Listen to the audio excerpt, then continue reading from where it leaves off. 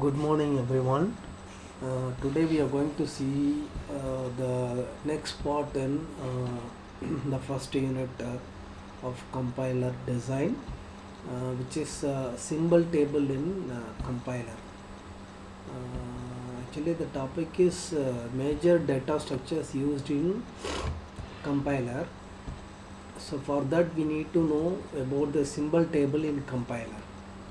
The symbol table is an important data structure created and maintained by the compiler. So symbol table is a data structure created and maintained by the compiler in order to keep track of semantics of variables, that is meanings of variables.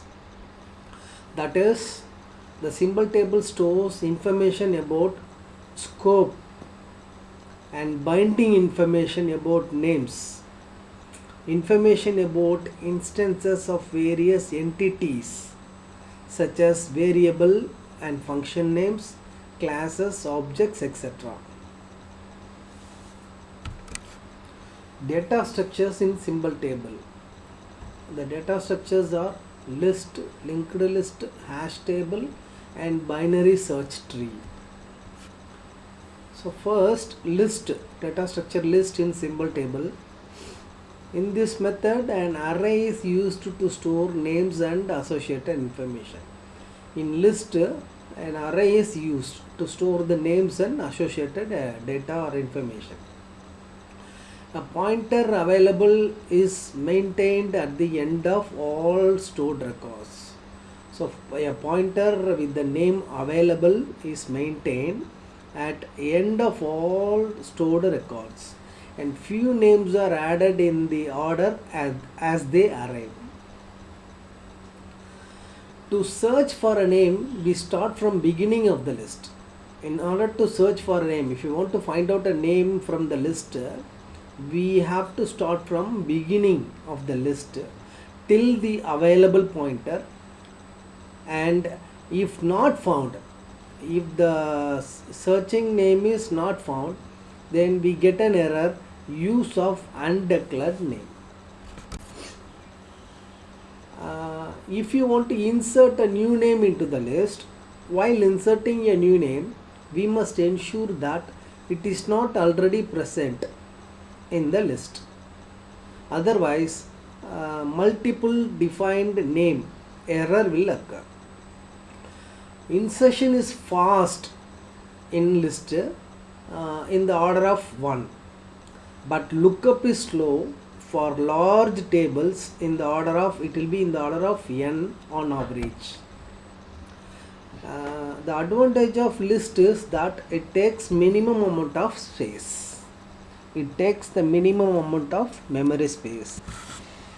Next data structure is the linked list. This implementation is using linked list.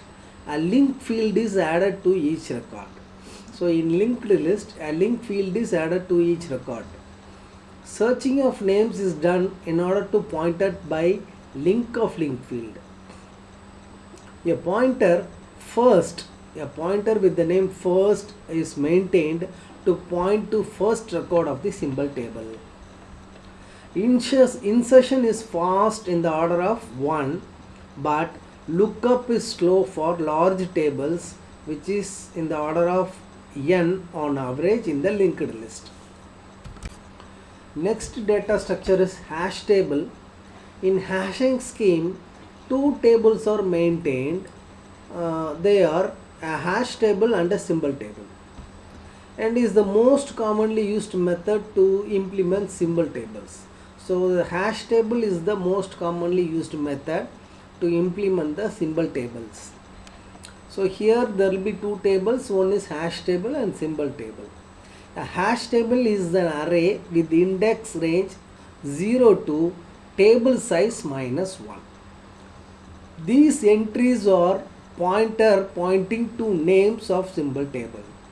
So these hash table entries are pointer pointing to names of symbol table.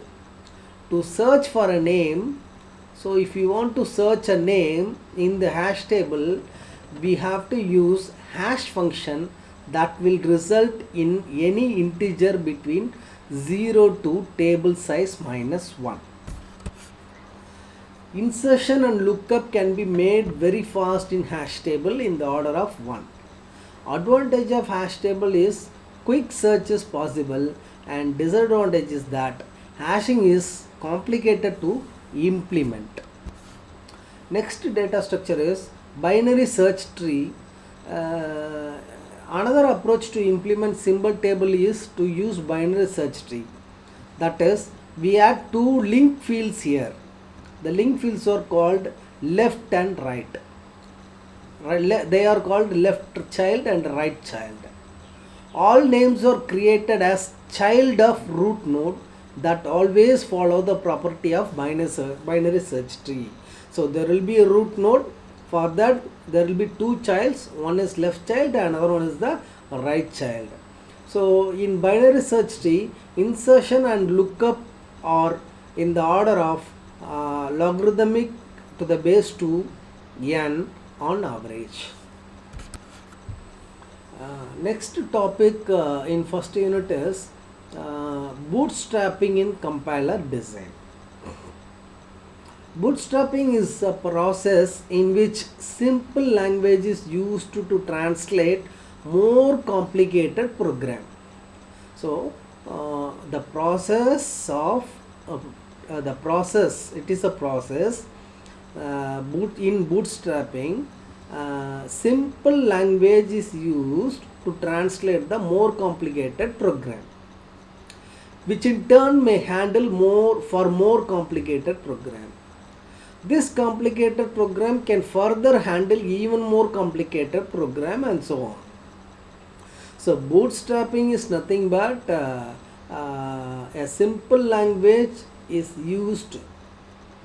We are using a simple language for translating more complicated program. Suppose we want to write a cross compiler for new language X. The implementation language of this compiler is, say, Y. So the new language is X and the implementation language for this compiler is Y, and the target code being generated is Z. That is, we create X, Y, Z. Now if existing compiler Y runs on machine M and generates code for the machine M, then it is denoted as YMM. Now if we run XYZ using YMM, then we get a compiler XMZ, because Y is replaced with M. That means a compiler for source language X that generates a target code in language Z and which runs on machine M, that is called XMZ. So this is the diagram for that explanation. First, X, Y, Z initially we have.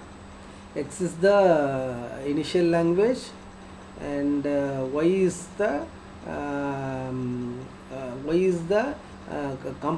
going to compile language, and Z is the target language, and M is the machine here. Insertion and lookup can be made very fast in hash table in the order of 1.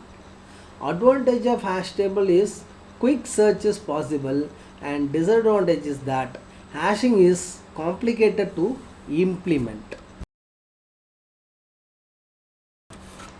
And C is the source language, and C0 is involved, that is compiler, and assembly language is generated using the compiler 2.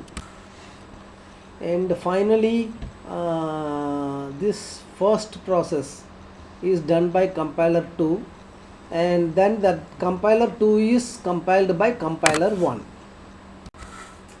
Thus we get a compiler written in assembly language which compiles C and generates code in assembly language. Porting. Next topic is porting in compiler design. The process of modifying an existing compiler to work on a new machine is often known as porting the compiler. The process of modifying an existing compiler to work on a new machine, that is called porting. To construct a two-stage compiler for use on either machine, all one needs to do in principle is to install the source code for X to C on machine M and recompile it. Next data structure is hash table. In hashing scheme, two tables are maintained. They are a hash table and a symbol table, and is the most commonly used method to implement symbol tables. So the hash table is the most commonly used method to implement the symbol tables. So here there will be two tables, one is hash table and symbol table. A hash table is an array with index range 0 to table size -1. These entries are pointer pointing to names of symbol table. So these hash table entries are pointer pointing to names of symbol table. To search for a name, so if you want to search a name in the hash table, we have to use hash function that will result in any integer between 0 to table size -1.